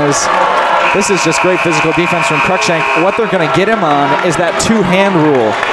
Cruikshank got both hands up, and while it may not have been a lot of contact, he did get both hands on the offensive player. Cruikshank looked like he was about to come out, comes back in for Namie Adom. I like Cruikshank in this game. I like the effort he puts in. He's a great model for the rest of this team down the stretch. Luke Anthony, the one that comes in for Adom after Cruikshank went out, but then came back in. Rhodey outside. Now guarded by Cruikshank. Works in. Spin jumper. Off balance. No good. Ball out to Spencer. And it's going to stay in the corner. No, it's actually a foul. It's going to go against Ireland. His second of the night. Looked like that one just went out of bounds and was going to stay with Elmhurst, but Ireland committing the foul against Spencer. Now Rhodey wants to apply a little more pressure to the freshman Cruikshank. Anthony into the corner. Francis off a screen, but the pass was tipped. Good job by Spencer Peterson to fill the lane on transition defense. Rhodey pulls up a three. It's long and left, and Spencer Peterson comes down with the rebound. Spencer Peterson having a game tonight. 8 points, 5 assists, 3 rebounds. Cross-court skip pass by Francis is picked off. Now over to Ireland. Pass inside to Balcom. Rhodey's out. He'll get the ball and run off a screen up top from Maracas. Balcom tries a three. It's off. High rebound by Francis. And now we sense some life in this Thunder squad after holding Elmhurst scoreless for these first 4.5 minutes of the second half. Francis wide open in the corner. Three-pointer is good, and that one ties it up. Aston Francis with the tying bucket. 42-42. It's a 9-0 run in the first 4.5 minutes. And once Francis gets cooking from three, that's when you see his game really evolve into its final form.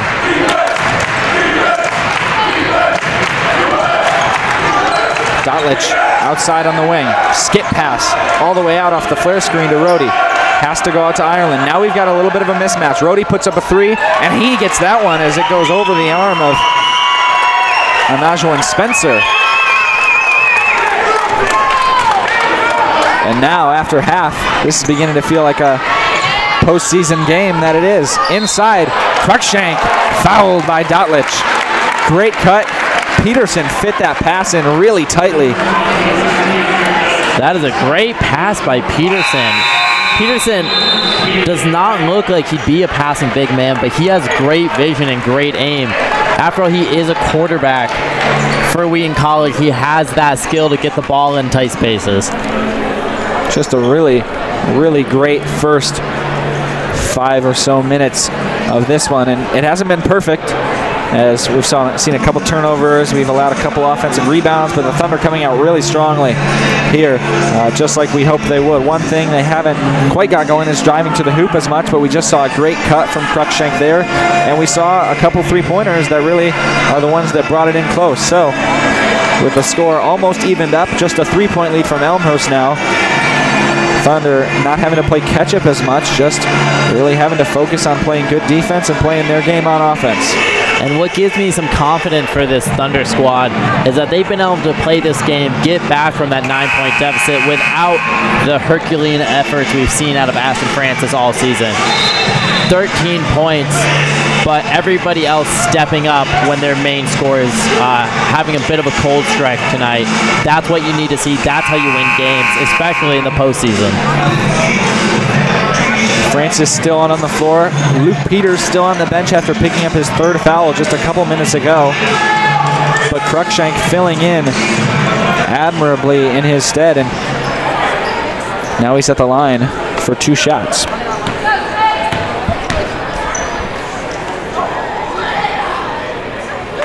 Cruikshank's first free throw is good.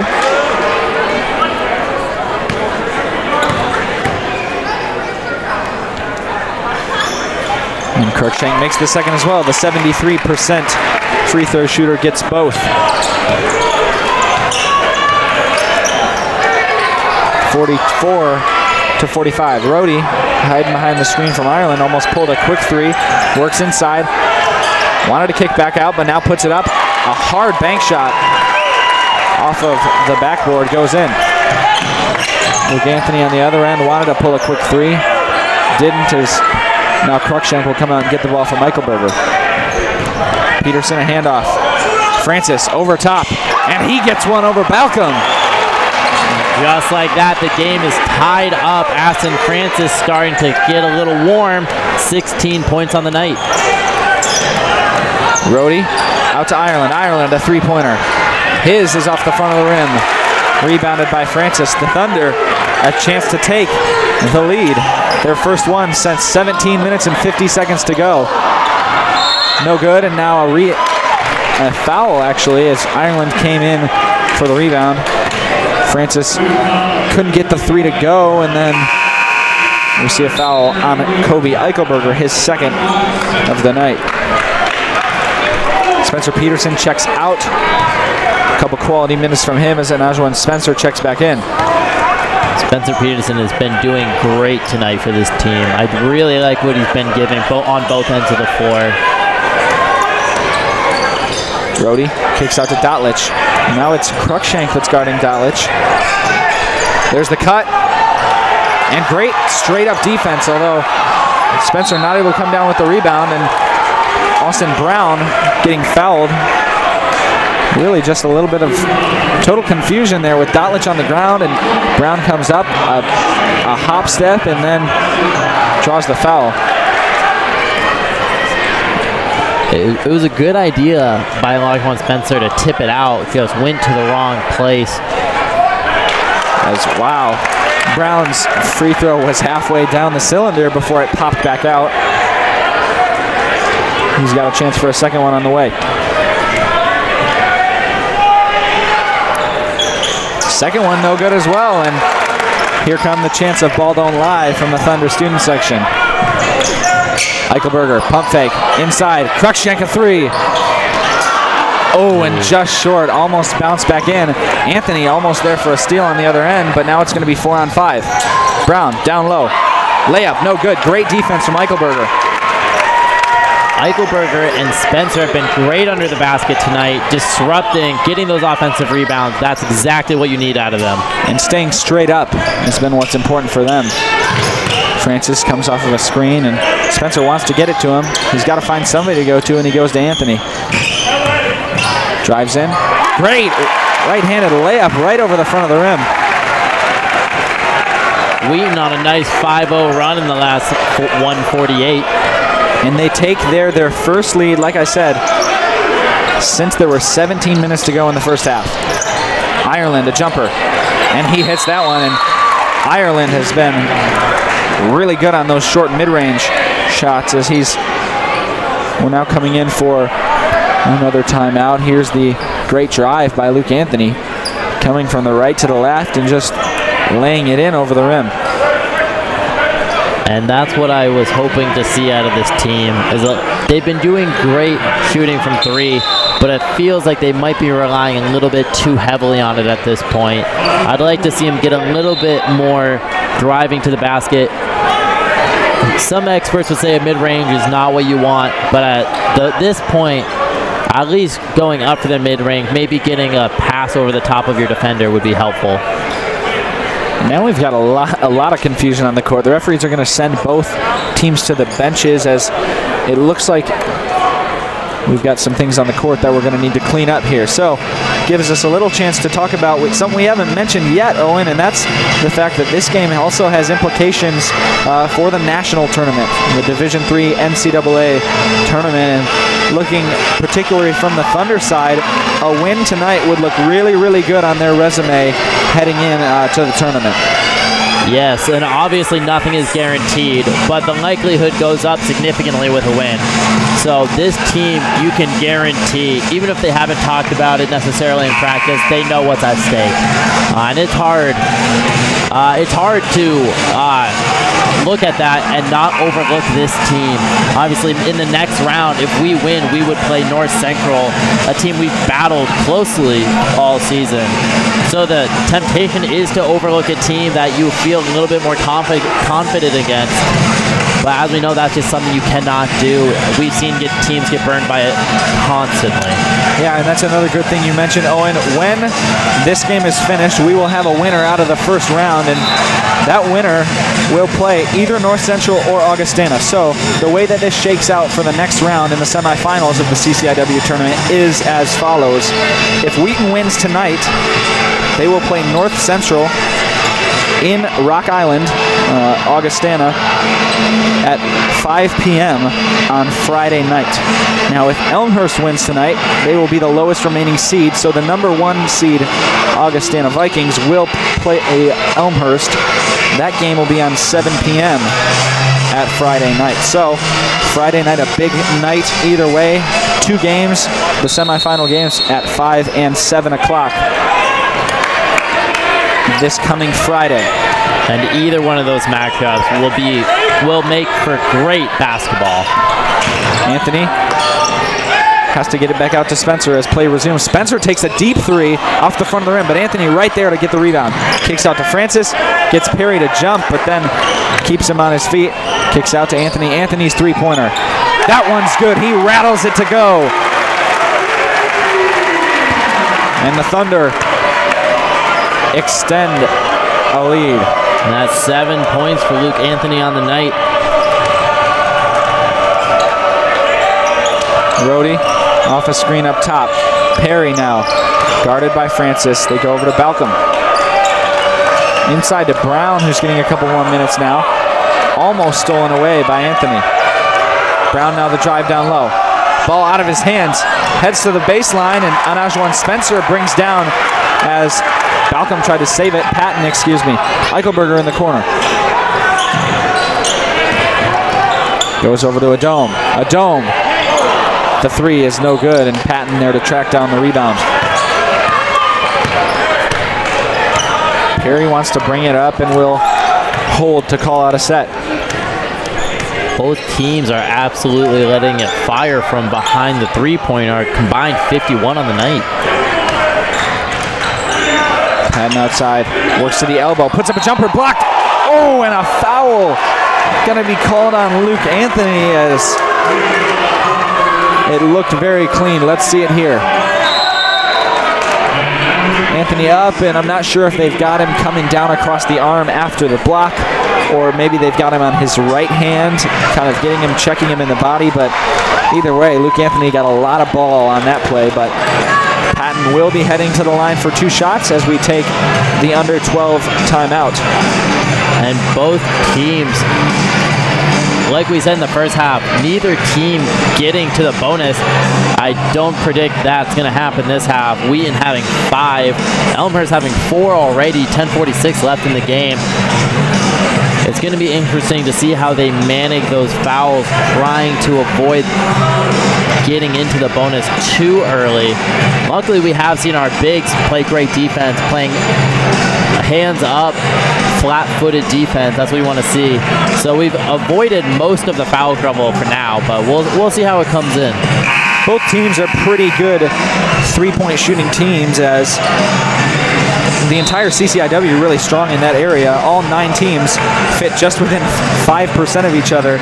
Carthage is at 1 at 75.6%. Carroll at 9th with 70%. So really a good shooting league, but Elmhurst comes in at 72.2% from the free throw line. Wheaton just a little higher at 74.6%. So down the stretch, look for both teams to knock down a lot of those free shots if it comes to that. Although Patton right there misses one. That's the broadcaster's curse. as Ryan Patton is a 70% shooter on the year. Missed that first one there. And we can't forget to mention just how good of a conference the CCIW is as a whole in basketball. It has been historically one of the elite college basketball conferences in the country for many years. Luke Peters has checked back into the game, which he's been sitting for a while, even before halftime, as he now comes back in. Almost had him underneath, and then Aston Francis fouled outside off the three-point shot. Perry came right into him, and that's actually really a dangerous play. As anytime Francis is coming down from the shot, anytime a player gets underneath him, that's cause for some concern. Referee quick to make the call there. Oh, he jumped into him too. He had some speed going, but it's hard when Francis is coming around those screens. He has such a quick release, and he has such a quick jump that he just couldn't stop. And I don't think there was any malcontent there, but when he's coming around the screen, he can't see it, and he's just trying to get out of the way, and he just reacted in the wrong way. And that's the fourth foul on Perry. That's something that's huge for the Thunder, as Perry's been the main guy that's guarded Francis between all three of the games where these teams have faced each other. To have him in real big foul trouble, and he walks off the court now, subbed in Nick Balcom coming in for him, but that's something that's going to be really key, as Elmhurst's #1 defender now on the bench with 4 fouls with a full 10 minutes to go. And he has been doing a good job of keeping the lid on Francis as much as you can, having the #1 scorer in D3. But he's been doing a great job of pestering him, keeping him out from inside. So we'll see how his game changes with his defender out. Ireland steps back in, and he's there for a 3 right away. Almost came down off the board, but no good. Ball tipped up a couple times.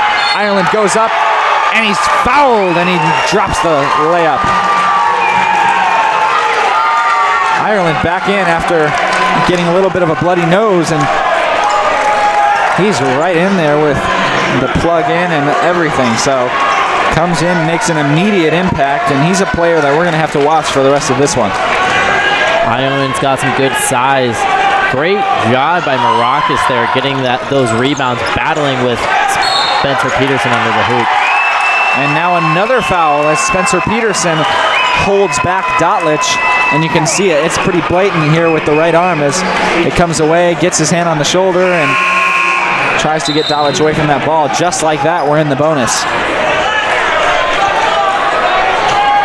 Dotlich, the one that'll go to the line now, and Dotlich a good free throw shooter as well at 77%.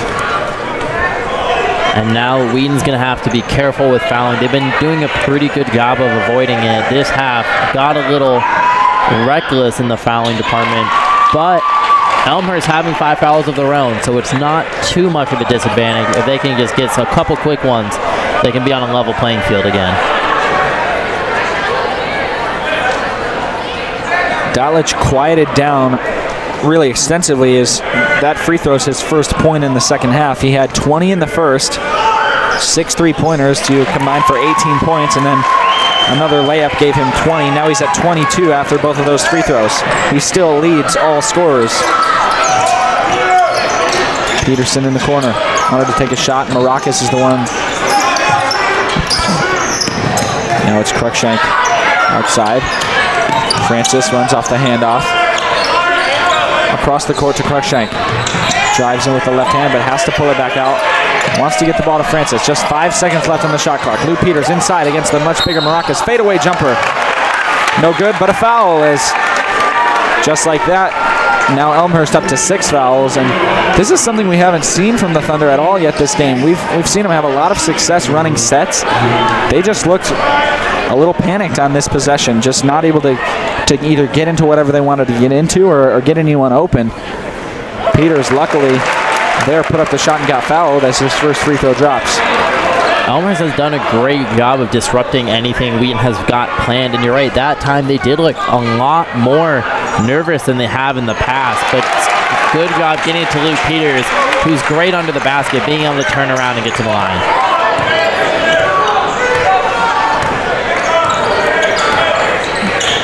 Rhodey, another double screen. Tries to go all the way in, but kicks a skip pass out to Balcom. Balcom now trapped at the free throw line. Spencer supplying help. Dotlich out. Step back three-pointer. It's good, and his first three-pointer of the second half. Drops in. He's now got 7 on the night. 7 for 10 is an unreal statistic. Wheaton and Elmhurst tied at 57. 9 minutes left in the game. Spencer Peterson tries the three-pointer, and before the shot, we've got a foul on Balcom. Aston Francis will be the shooter. Aston Francis, not the player you want to send to the line when you don't need to. Shooting 86.7 on the season. A tremendous free throw shooter. Game still tied 57 as he shoots his first.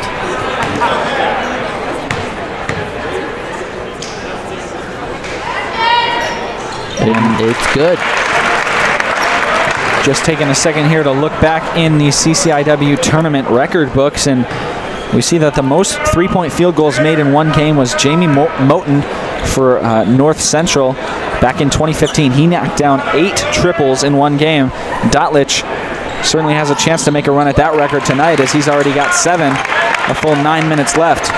We could see a new CCIW tournament record broken here from Dotlich, but Francis hits both threes, keeps the Thunder lead at 2.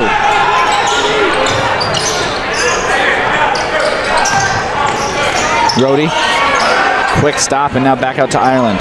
Runs him around the screen, and now they're playing a 2-man game underneath to Maracas. Gunter jumps up, and Maracas just waits for him to come back down, putting up the 2-point basket.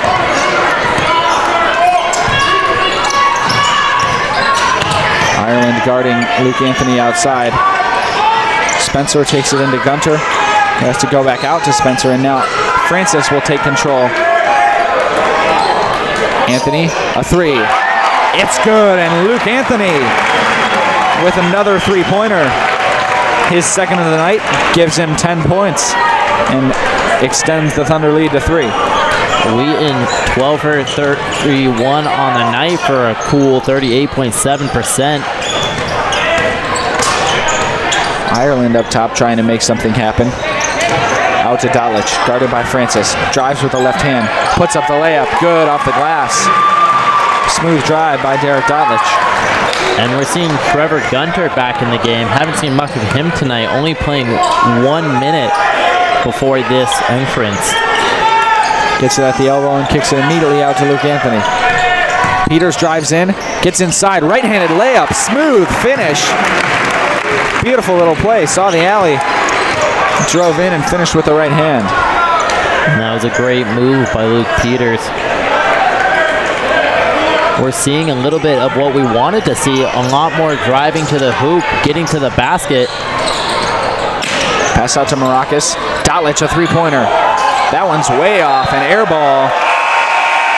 And I think it's going to be a while before he hears those air ball chants stop, as the Thunder student section extremely enthusiastic when things of that sort happen. So it's 64-61.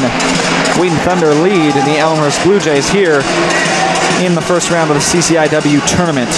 7 minutes and 6 seconds to go.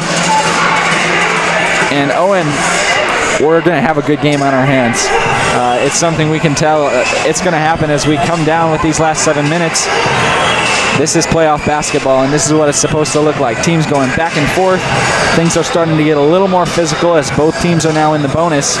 And all I can say is we're going to have a good one on our hands, and if I could make a guess, that it's going to be a close one down to the end. Yeah, that's a good guess, and we've seen games like this in the past.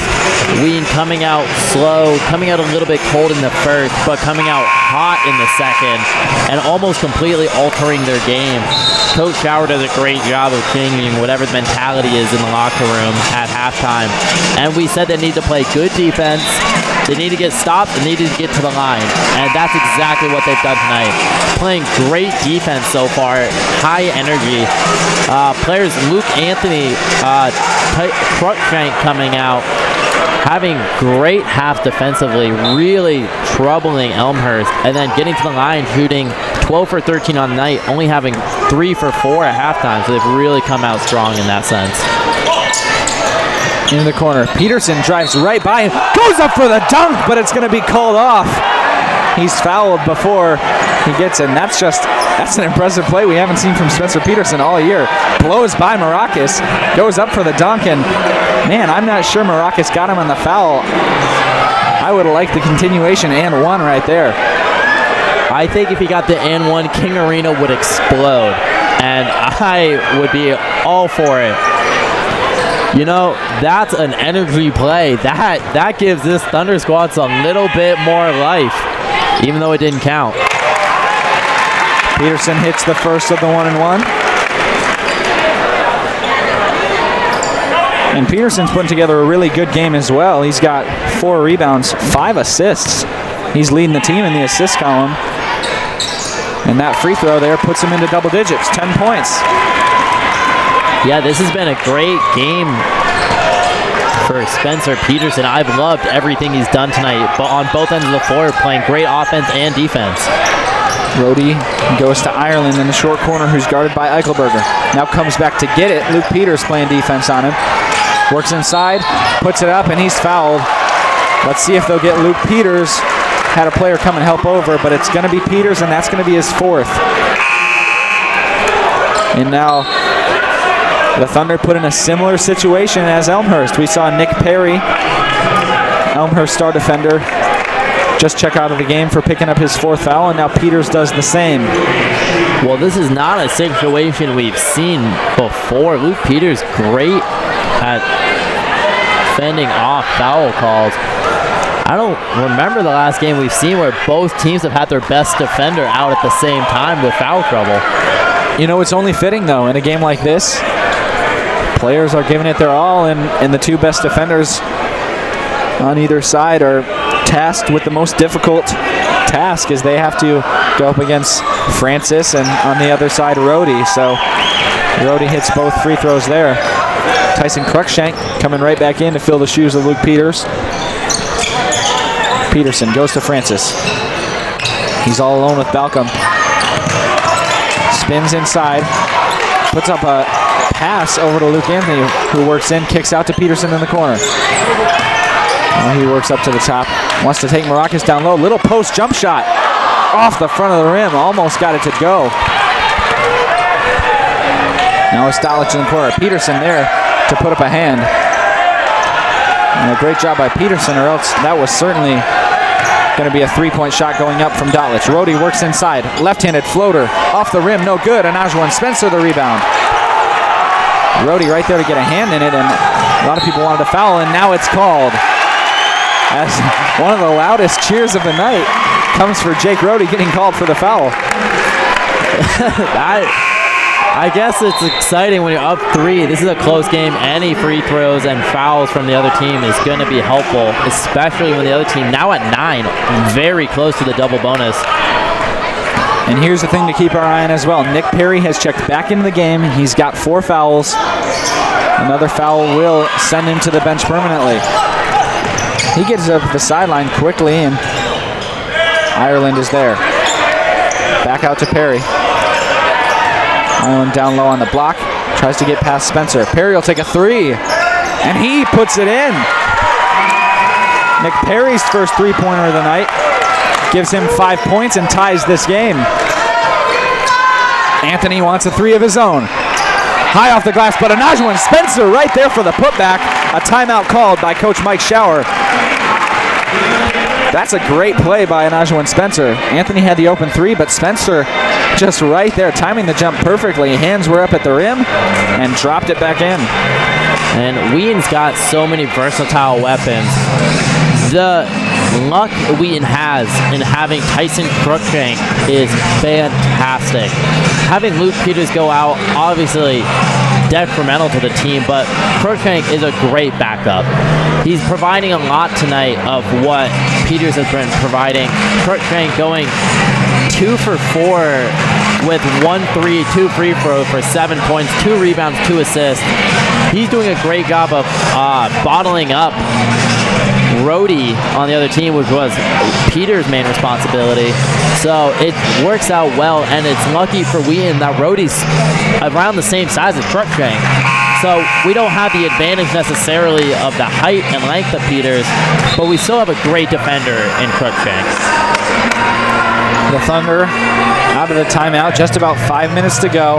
Cruikshank, Anthony, Francis, Peterson, and Spencer, the 5 that are out there. For the Elmhurst side, it's Ireland, Perry, Rohde, Dotlich, and Maracas. Perry, the one that's going to bring it up. Rohde on the bench for a short time. He's played 35 minutes so far. Actually, he's still out there as, excuse my mistake, and he immediately hits a jumper to tie it up.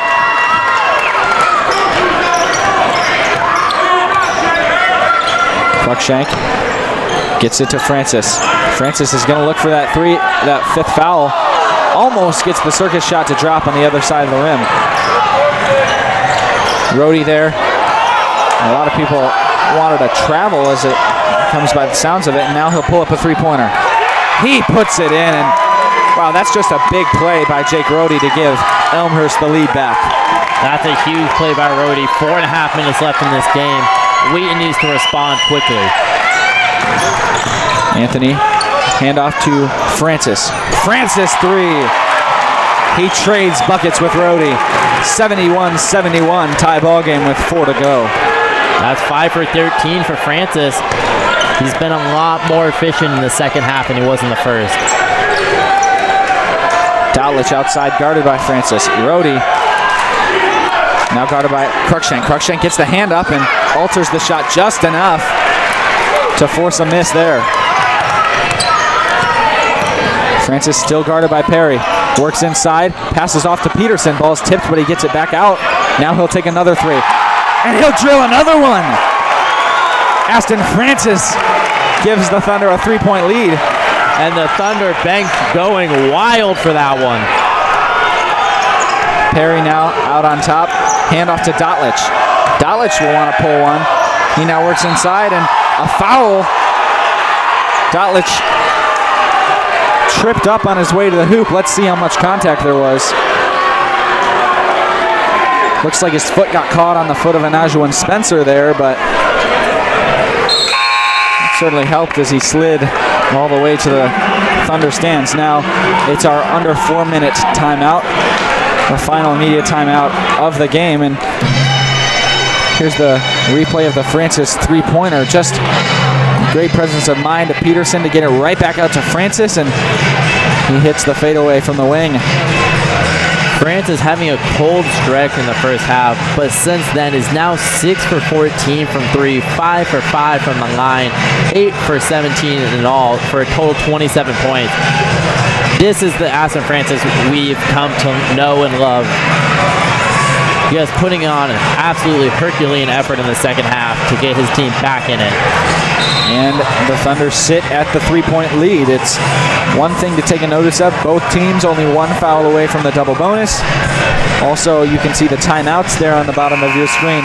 The Thunder have 4, Elmhurst with 3. So the clock, or the game will no longer be stopped for media timeout. So coaches will have to rely on their own. Going to have to play those wisely in these last couple of minutes. Dotlich is at the line. And we see Peters back in the game. Both him and Perry having 4. They're going to be players you want to watch. Yeah, kind of the Thunder following the lead of Elmhurst to put their defensive player back in, is even with 4 fouls. Dowlich at the line for 2 shots. First one goes in, and Coach Schauer had a little bit of a discussion with the referee there. He didn't believe that Dotlich was shooting the ball when he was tripped up. He wanted it to be a 1-and-1, but the referee awarded Dotlich 2 shots, and he hits them both.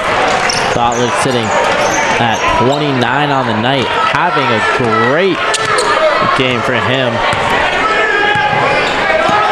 Now we see them settle back into this little bit of a zone defense. Francis puts up a 3-pointer. There was contact from Perry. Referee does not make the call, but the Thunder get the ball back off of an offensive rebound. Peters drives into the elbow, goes over to Anthony. Anthony, a three-pointer.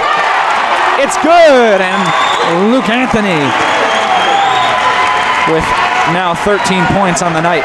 A 4-point lead for the Thunder. And 3 for 6 from 3. Luke Anthony having his own shooting night tonight.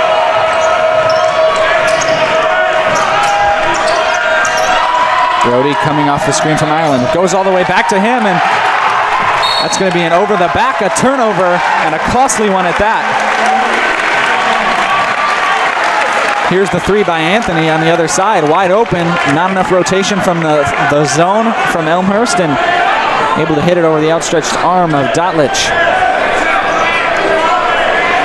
2.5 minutes to go, a 4-point lead for the Thunder. Perry still playing really tight defense on Francis, and this time the foul will come against Rhodey. Let's take a look, see if we can see it. It's Rhodey's guarding Anthony far off the ball, and he just kind of gets him with that left elbow. Got it into the gut of Anthony, and he's called for it. Anthony looked a little bit like he maybe got the wind knocked out of him, but he's at the line now, and he will be shooting 2. First one rattles out. Luke Anthony has a very fast release for a free throw. Almost looks like he's shooting a jumper. At the line, a chance to extend the lead to 5. And he does, hitting 1 of 2.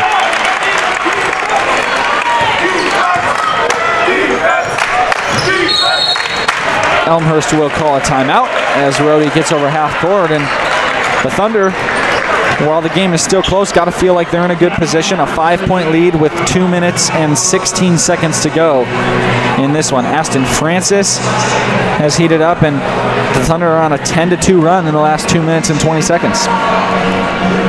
You're absolutely right. They got to be feeling confident, but as we've seen, both teams shooting great from 3. No lead can feel safe at this point. That's a really good point to make, Owen, because with Dotlich on one side and with Aston Francis on the other, you know who's kind of sneaked up there is Jake Rhodey. He's got 19 points now on 3 three-pointers, and at the start of this game, he was stuck at 4 points for the longest time. He's now well into double digits, almost crossing that 20-point mark. For the Thunder, Aston Francis leads with 27. Rhodey, absolutely right, having a very quiet 19 points, meeting his season average, where Dotlich has more than double his season average of 12.5. Dotlich goes over to Maracas after they ran a double screen, looking to get Dotlich the shot. Aaron, a block by Anajulin Spencer, and Anajulin Spencer's played exceptional defense on Jeremy Ireland here in this second half. Ireland, as we said before, beat him a couple times to close the first half, and he's come out with a chip on his shoulder. Well, I know Anajulin Spencer, and he does not like to get beat, and he does not like to get beat twice. He came out wanting to put Ireland away. And here is the much anticipated 5th foul of Nick Perry. You saw it right there as it came on the dribble handoff from Peterson to Francis, and now Perry has to take a seat. His 5th foul. He'll be out for the next minute 40. And we saw Aston Francis get to work when Rhodey, was on the bench. So this is good news for the Thunder. Francis now at the line for 2. First one drops in, 79-73, the Thunder lead. Luke Peters still on the court for the Thunder. He's got 4 fouls now. And one more will send him the same way as Perry. Francis hits the second. He's now 7 for 7 on the night from the stripe. Ireland with the ball on the outside. Hand off to Dotlich. Dotlich drives in, kicks out, and now it's Rhodey. Pass was almost picked off. Rhodey drives in with the left hand. Goes up underneath. That's the 5th foul on Luke Peters. And back-to-back, Perry and Peters now out of the game. And Luke cannot believe it. Let's look at it here. Not sure where the foul was. It looked like Rhodey had an elbow into him. Peters looked clean to me, but Refs called it. So now both teams, 10 fouls, both teams, double bonus, both teams, best defensive player off the court for the final 1 minute and 25 seconds. Tyson Cruikshank checked in for Peters, and he's going to be the one that's got to step up. We will see. I'll be interested to see what matchups they have in terms of who's guarding who coming out of this free throw. It'll probably be Cruikshank on Rhodey, with then Anthony maybe on Dotlich. Jake Rhodey hits both, and here's more full court pressure. We'll see if they turn it into a trap, get it into Aston Francis. And it is. Here's the trap we've been waiting for all game long. Gets it over to Anthony, and now Spencer's wide open. He's got the ball. He goes up, puts down the jam! And that full court press that Elmhurst has been trying so hard to set up all game long is all for naught, as now Francis tracks down a rebound on the other side. Nick Balcom called for the foul. Things are starting to unravel for the Elmhurst inside King Arena with under a minute to go. And they just absolutely forgot about Olajuwon Spencer on the wrong side of the court. When you give him that much open space, you're waiting to get jammed on. Here it is. Francis trapped in the corner, makes a great pass to Luke Anthony, and then Anthony, all he had to do was get it past Ireland, which he does. And Olajuwon Spencer's in the clear for the monster slam. Francis now at the line, 4-2. Hits the first, now he's 8 for 8. It's 83-75, an 8-point lead for the Thunder. He has eclipsed the 30-point mark for 8 for 18 on the night, 6 for 15 from 3. Misses the second. 55 seconds to go. Rhodey's going to come down, looks to take a couple quick threes here. Ireland outside, here comes the first, fires one up, off the front of the rim. Cruikshank there for the rebound, gets it to Francis immediately, and now Elmhurst is going to have to foul. They do. 42.5 seconds to go. Balcom, the one to foul, he picked up his fourth, and now Aston Francis is heading to the line. You hear the fans clapping. It seems like a little bit of a sigh of relief inside King Arena, but again, I wouldn't put this one away just yet. You never want to. We've seen it happen. College basketball is so unpredictable in that way.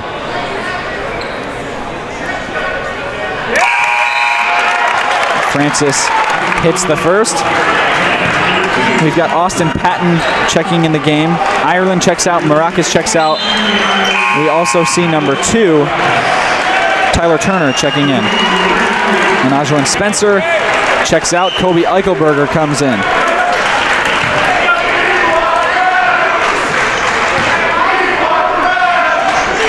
Eichelberger and Francis, 2 seniors in now that are playing what will, for most likelihood, will be their last game in King Arena. Quick 3, too long, and now rebound comes out to Francis. He'll hold on to it. We'll see what Elmhurst does. Looks like they're going to let it go out. The Thunder, 30 seconds left on the clock. They won't be able to hold it for the entirety of these last couple seconds, but they'll dribble it out as long as they can. Now King Arena slowly rising to its feet as the Thunder withstood just a great first half barrage by Elmhurst, and then we're able to come out stronger here. Shot clock violation. Ball will be Elmhurst to inbound for the final 5 seconds. And what a great game. What a great competition between these two teams for the whole thing. The Wheaton Thunder are moving on to the second round of the CCIW Championships. And they're the winners here tonight by 10, 85-75, the Thunder over the Elmhurst Blue Jays. And with Wheaton advancing into the next round of the CCIW playoffs, you never know what's going to happen. This team has played exceptionally well all year. And we didn't get to mention it during the game, but we'd like to mention it now. We'd like to congratulate Luke Peters and Aston Francis for making the all-CCIW teams this year.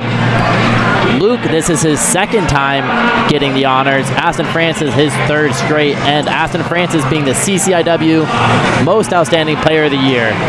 And after this incredible win, we're going to throw it down to Abram, who's with Coach Schauer down on the court. Coach, your team was in 2 close games with Elmhurst this regular season, a 3rd close one tonight where your team's able to pull it out in dramatic fashion. Aston Francis, a great game, but then 3 other players in double digits. Really just a great spread out scoreboard tonight. What do you have to say about this one?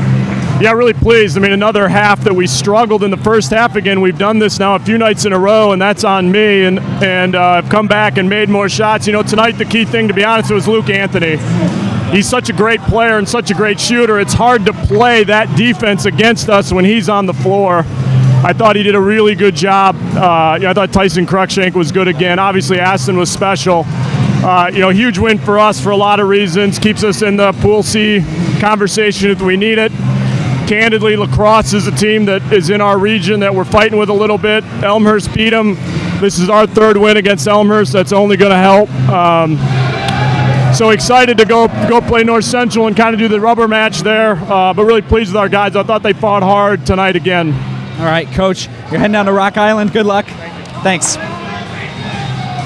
And just like that, the Thunder get the wins, 85-75 over the Elmhurst Blue Jays tonight. You'll see them back in action against North Central, as Coach Schauer said. That'll be down in Rock Island, Augustana's home court for the CCIW semifinals. They'll be playing at 5 p.m. on Friday night, so please catch that one. For now, thanks for tuning in to the Wheaton Thunder Sports Network. Again, for Owen Phoenix, everyone at WTSN, I'm Abram Erickson. Have a great night.